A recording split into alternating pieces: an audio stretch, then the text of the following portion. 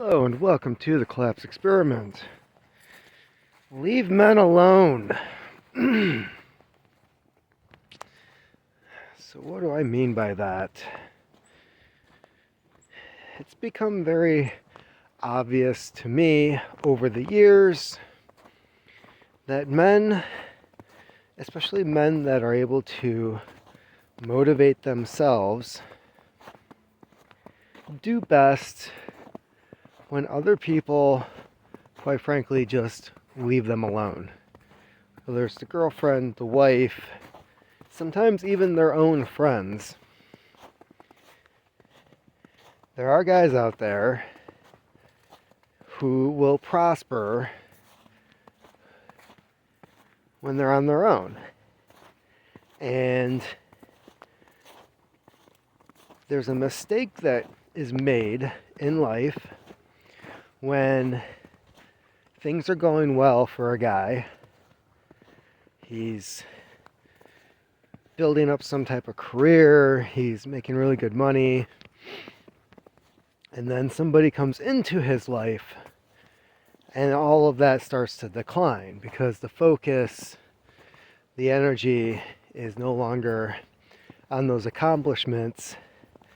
They are on that new person that demands or requires all of their energy. Otherwise, you don't love me. So, back in 2013, 2014, I published my first self-published book on Amazon. And the first couple books actually did pretty good. This was a weird time for Amazon because the Kindle ebook publishing was really kicking off. There wasn't as many titles. Publishing companies didn't believe that the ebooks were going to take off like they did. In some ways they were right, and in other ways they missed the ball on that market. So I was in a genre where even with my poorly edited, I would say it was a decent, maybe mediocre story. Within about 2 years, it was like a 2-year time span, I made an extra $20,000. Now for me that was great because I had gotten divorced in 2010. My debt. So I had my car. A lot of people don't include this stuff. Car payment is definitely a debt. So if you can pay off a car, that's awesome. The car I bought in 2007. And it's like a 5 or 6 year loan. I think 6 years is like the standard now, which is just boggles my mind. So I had the car debt, about $6,000 in credit card debt, and you know the usual bills, right? The mortgage, electricity, all that kind of stuff. But the actual debt,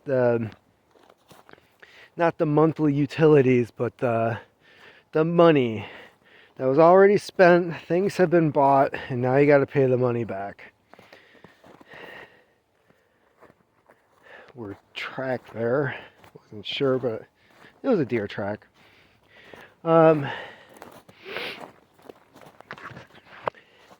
So I would say altogether, I was probably over 10 grand in debt.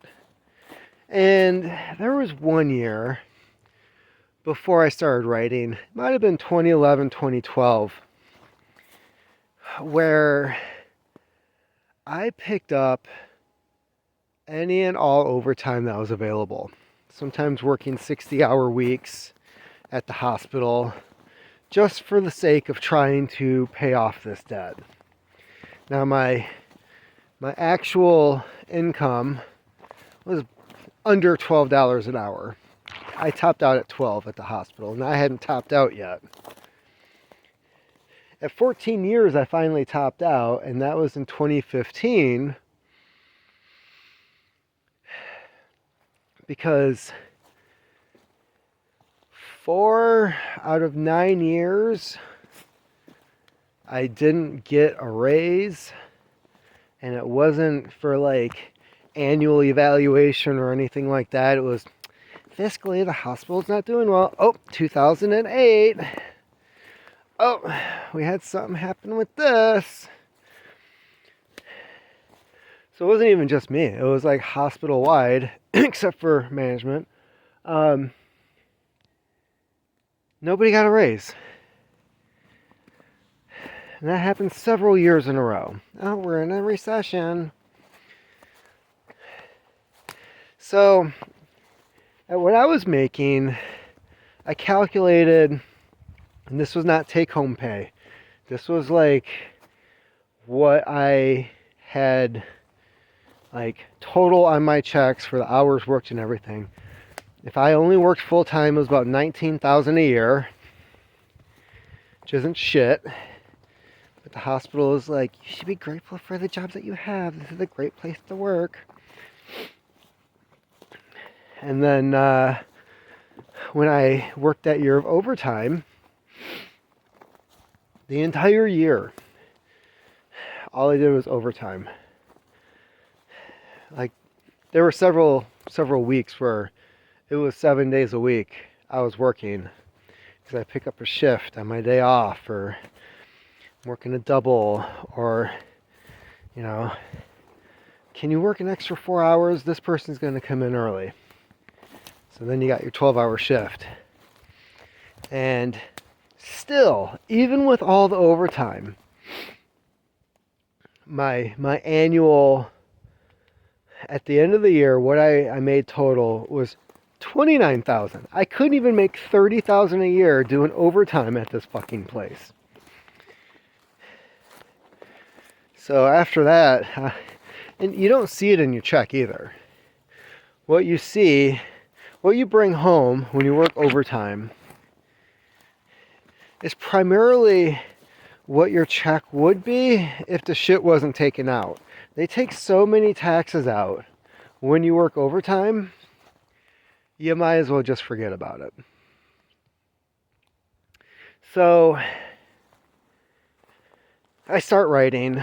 I just say, screw the overtime. Like, I was working so much, couldn't enjoy the money I had. That money was going towards the bills. And even after that year, like, the credit card wasn't paid off yet. Might have gotten down to like $3,000. I was trying to make extra payments on the car.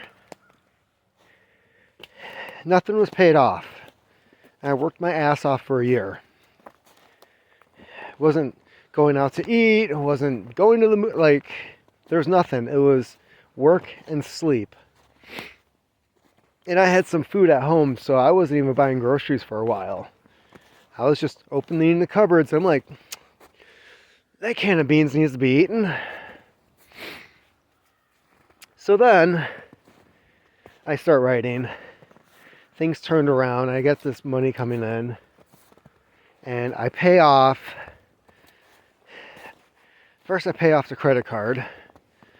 And then once the credit card is paid off, I just kept making extra car payments. And I think I paid the car off like a year and a half early, something like that. It's like I would get paid and I'm like, I can make 2 payments. And then like 2 weeks later, you know, like, I'm going to make another payment. So I got ahead really quick. I started getting those letters in the mail that were saying, hey, you know, when you're this far ahead, we can either send you the extra money back, or we can take this and put it towards the principal, but you're no longer ahead. It's just going towards the principal. So you'll have to still make a payment next month. Yeah, I know.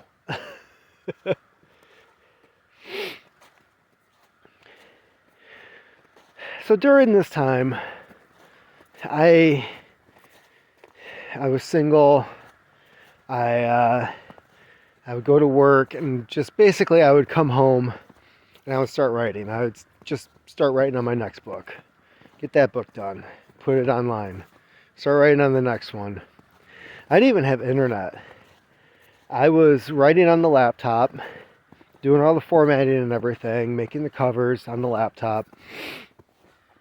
And then I would go down to the library for about an hour, hook up to their internet, and upload the book onto Amazon, and then go home. The downside is, I have a feeling that my book could have been like maybe in the top 10 or something for its category. I don't know if it ever reached number 1. It had really good sales for a period of time. There was a thing back then where you had that coveted number 1 spot, even if it was just for a day. You could put that on the cover of your book and it would boost sales. Well, I didn't have internet, so... And Amazon doesn't keep track of that at all for you. So you can't even ask them, like, was my book ever number 1? Oh, we just make money off of you. We don't do that. So, what I'm getting at is one thing that started to happen when I did start dating again was all of a sudden there's all the free time I had to write and work on these projects and these books and put things on there. Like I was pulling in, around that time I peaked at like $2,000 a month extra for sales on Amazon. And that quickly started to dwindle. And a lot of it was just spending time doing other things with other people instead of working by myself. Years later, we moved north and kind of starting all over again. I'm working various jobs to bring money in. But one thing that quickly disappeared was the free time to do the thing that I was successful at. Instead of writing books, I was encouraged to, well, you need hours. I don't know who needs to hear this. No one has ever gotten rich or prosperous by working an hourly job. That is really what you should be doing to make ends meet while you work on something else to become successful. And not this last summer, but the summer before. I had 4 jobs. And I was encouraged to have these 4 jobs because we needed to save up money to work on the house. Well, what ended up happening was we got a hot tub. Not we, someone else got a hot tub. That was an extra $150 a month on the electricity bill. Not to mention the cost of the hot tub. Then a few other things came up. So any of the extra money that I was making didn't go where it was supposed to. There was no extra money. There was only the money I was bringing in, and it wasn't jack shit. And then to top it off, when we did our taxes the next year, I made too much money, and therefore we didn't get the tax refund that we usually get. So again, summer gone, lost. No extra time to work on anything that would actually bring in real credible money, as proven by what had happened previously. No. Instead, I was encouraged to do something else that doesn't work, has never worked, by people that have no experience in making money outside of the traditional, go work at your local McDonald's for some extra cash. No, I didn't work at McDonald's. And that summer was horrible. I was working at UPS. I was working at the campground. I was working at the library that I just started working at. I also had side work for the township that we live in. So between the other 3 jobs, I would finally get a day off. And like clockwork, the township would call me up and say, hey, we've got this project that you might be able to take care of for us. So, it's only a couple of hours, but if you could come out and do this, we'll pay you for the hours. And there goes my day off.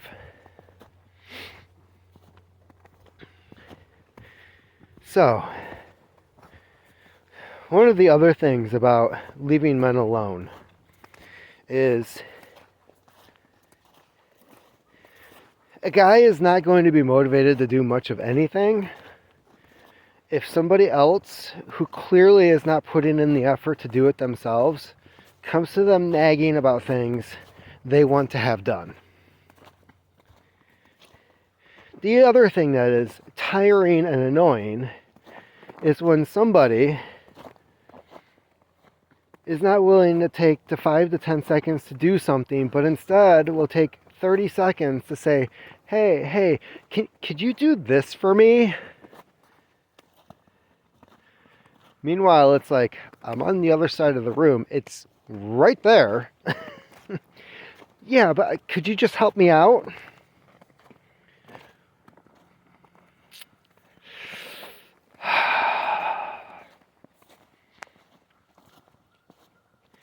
So yeah, this is the kind of attitude and the thing that pretty much destroys the potential of men. It is knowing that you could accomplish more. Basically having someone who doesn't help you on your quest of what it is that you're doing, that you are successful at. And then instead of helping you and encouraging you, nags you about what they think you should be doing, which is just a formula for failure. And then blaming you when things go wrong. And I'll say it again. No one has ever become rich by working an hourly job. I don't know what these people think when they're like, oh, you just need more hours. So I can get robbed more. Okay. So that you can complain I'm not home enough, that I don't spend enough time with the kids. Okay. Thank you for this advice and failure.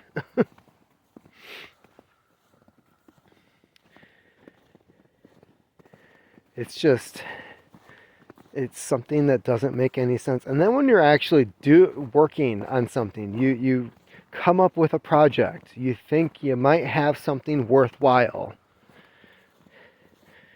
And instead of having any interest in what it is you're doing, it's, why are you working on that?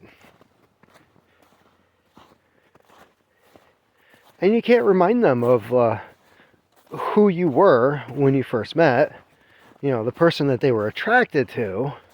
Instead, they're trying to change you into somebody else, which they're going to like even less because it's not successful. You just kind of want to shake them and go, do you remember who I was when you met me? The guy who's doing all this really cool stuff before you came along.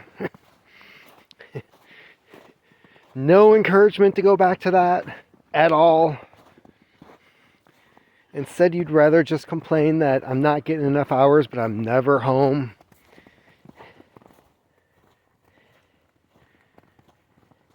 So the simple thing, the easiest advice would be, just leave men alone. And stop making shit harder for us. You finally get ahead. And this is a common thing too. You finally start getting ahead. Maybe some stuff is paid off. You have some extra money. Instead of saving that money or putting it towards something that needs to be taken care of or possibly setting it aside in case something goes wrong. No. I was thinking we should go on a vacation this year. So you literally just want to take the money that I've been working for and burn it. That's what I'm hearing. You just want to burn it. It's like, what the fuck do you get out of a vacation? Honestly, I'd be happy just being at home.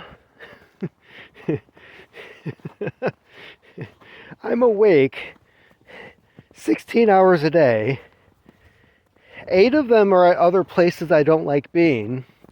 2 hours of that is driving to those places and back. So that leaves me 2 hours? 2 hours to, I don't know. Well, 1 hour of that is in the morning making breakfast, doing the triple S, and then going to work. The other hour is coming home, deciding whether I want to waste time cooking something to eat or just pulling some leftovers out of the fridge. Sitting in front of the Netflix, clicking the thing, realizing there isn't shit to watch. I don't know why we're paying for this. And then I go to bed.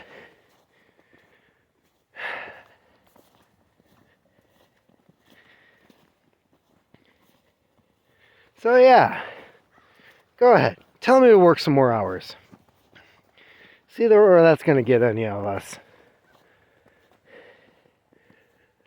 A lot of this economy and a lot of the jobs that are in it are just bullshit. A lot of it is just bullshit. Like, why do we have set hours anyways? Why am I required to be somewhere for 8 hours a day? The weirdest part about any of this is you can become more efficient in your job, which is what they want you to do. And then you end up with downtime. Well, then you start getting yelled at for the downtime when all of the stuff you're required to do is done. Then they try adding more responsibilities to you with no more pay.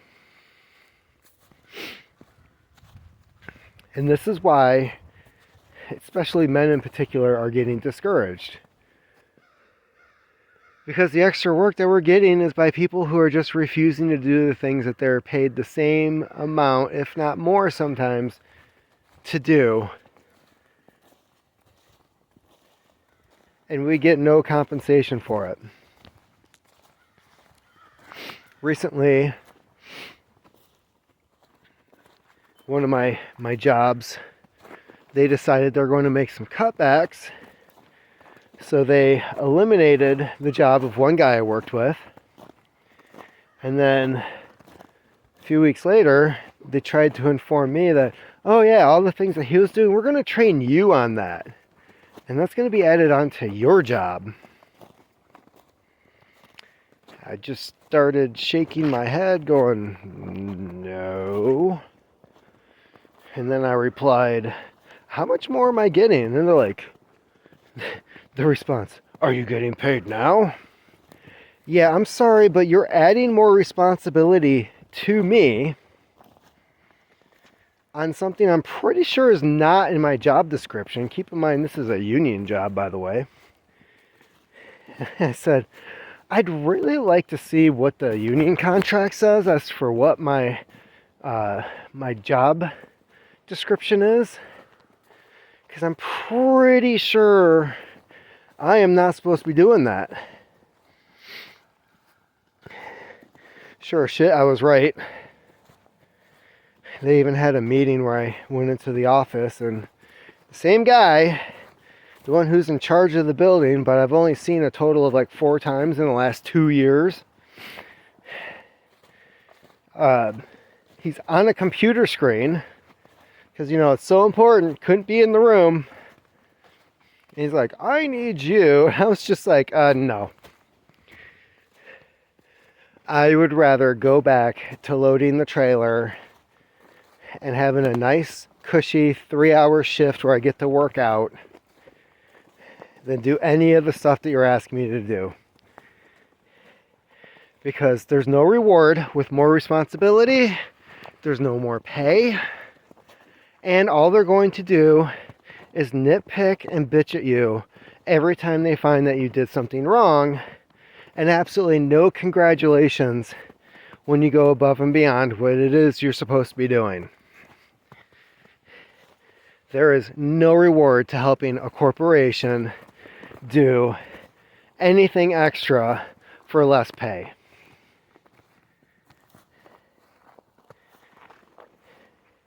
So I guess this is another example of just leave men alone. If you want to have that done so bad, why don't you add it to your job? You don't understand what I got. Blah, blah, blah, blah, blah. You run around in the morning yelling and screaming at employees, treating everybody like shit. The moment the trucks roll out, you get in your car and you go home. It's what every person that's ever run that place has ever done. And then maybe they have some Zoom calls. So, that's about it for me today. Keep on typing.